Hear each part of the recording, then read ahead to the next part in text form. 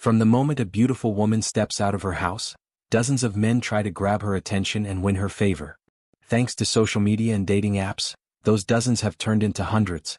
All of this has led women to have a big ego. If you're not tall, well-built, handsome, and financially stable, she'll see herself as superior to you and look down on you. But don't worry, my brother, today I have the solution for you. The first reason for what's happening to you and why you're facing problems in your love life is the same reason you're watching me right now. You lack a proper understanding of dating. You can never solve a problem if you don't understand its roots. I could come and give you 5 steps to break a girl's ego and talk to you in a motivational tone. You'd watch the video, like the approach, and get excited, but in the end you still wouldn't be able to solve the problem. And that brings us to the first golden rule in this video. The main reason you're facing issues in your love life is that you don't understand how dating works, and this isn't your fault. We were never given an instruction manual on how to deal with women, and we certainly weren't taught everything we need to know in this area. Unfortunately, most of us simply follow what society teaches us. I want you to pay close attention now, because this video is one of the most important in the How to Attract Women series. The bigger picture.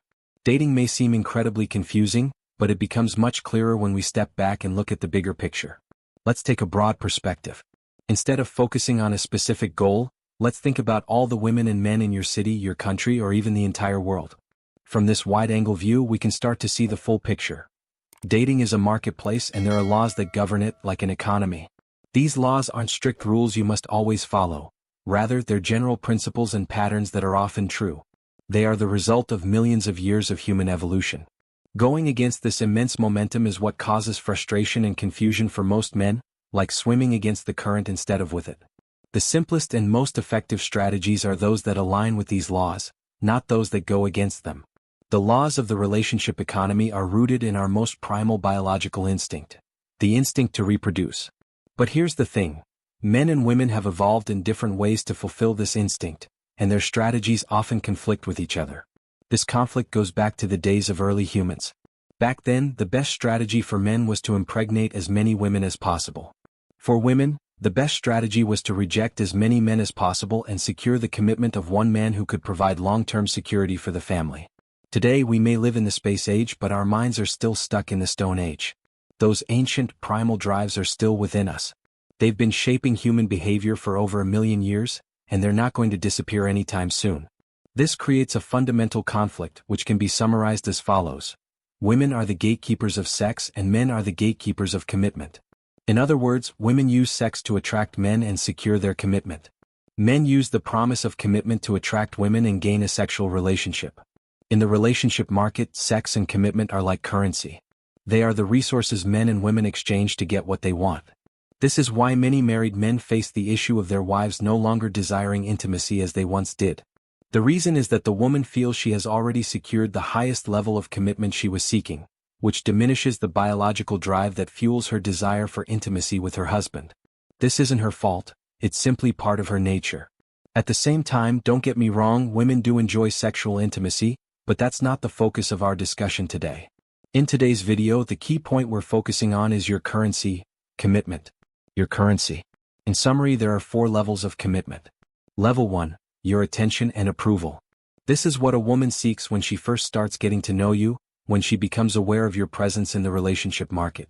Level 2. Non-exclusive dating. This is when you both decide you like each other and start going out and spending time together. Level 3. Explicit, exclusive relationship. This is when you both clearly agree that you're in a committed, exclusive relationship. Level 4. Marriage. This is the ultimate commitment and is something most women dream of from a young age. When does the ego problem appear? This issue usually arises at this stage, before you both decide you're interested in each other. Why? Because at this stage, if you give her your attention and approval too easily, she won't value you. This is where most men fail repeatedly.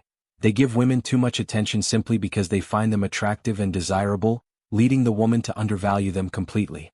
For example, complimenting her looks, immediately agreeing with everything she says, overloading her with praise, and giving her significantly more attention than you give other women.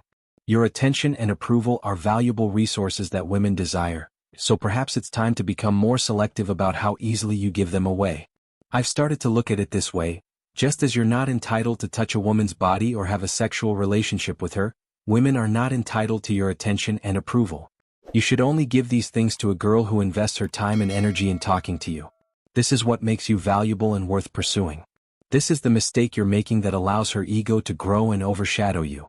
You must value your commitment because it's your currency. It needs to have worth. So how do you do that?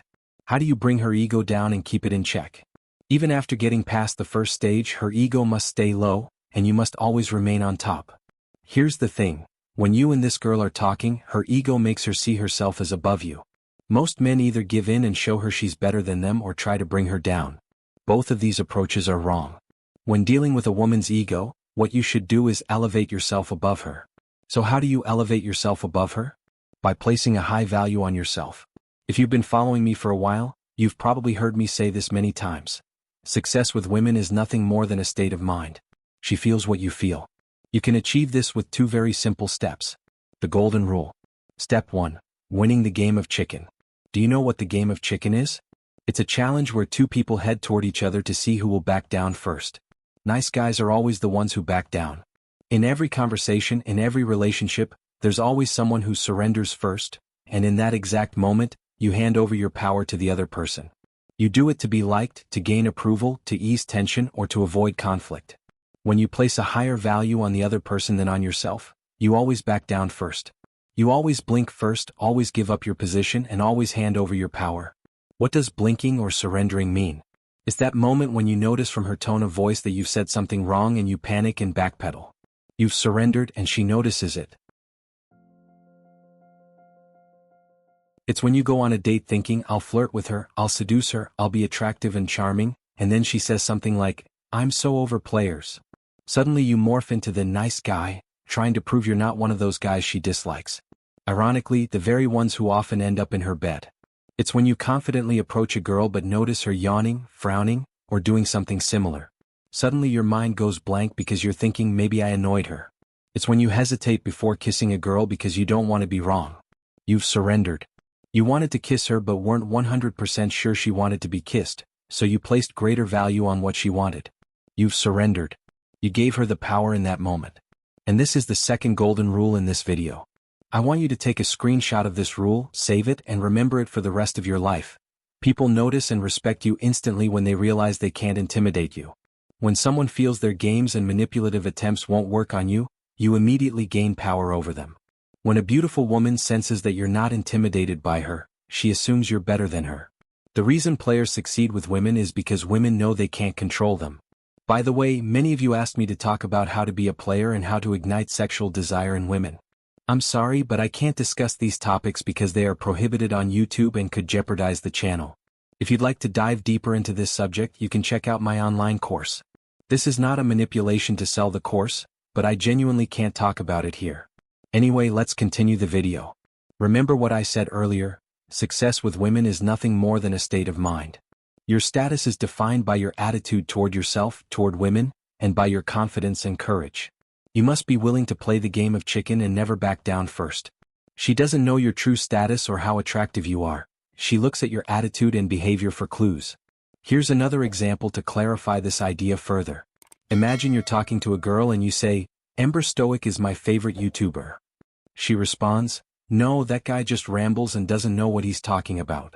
You don't back down. You don't retreat or feel the need to justify yourself. You don't have to explain all the reasons why you like the Ember Stoic. You don't have to justify your preferences to her. The moment you start justifying your opinions, preferences, or interests, you're signaling to her that her opinion of you matters more than your own opinion of yourself. And by the way, never tell a girl you watch these types of videos. She'll think you're using techniques on her to make her like you, and this will lower your value in her eyes.